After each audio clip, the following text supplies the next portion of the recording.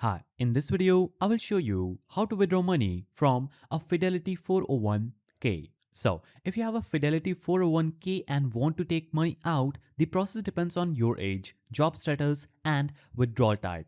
I will show you the correct method step by step. So simply navigate to fidelity.com and sign into your account.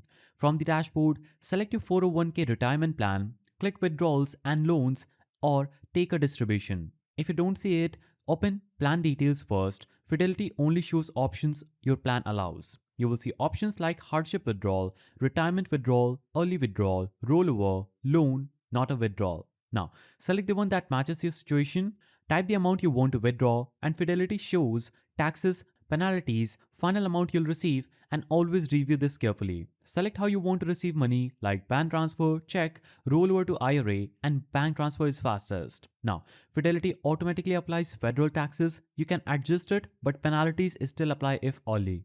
So simply click submit. You'll receive a confirmation number. Money usually arrives in 2 to 5 business days, and if you're under 59 and a half, you pay income tax plus a 10% penalty, and if you're over 59 and a half, no penalty, only income tax. If you left your job, you can withdraw or roll over freely.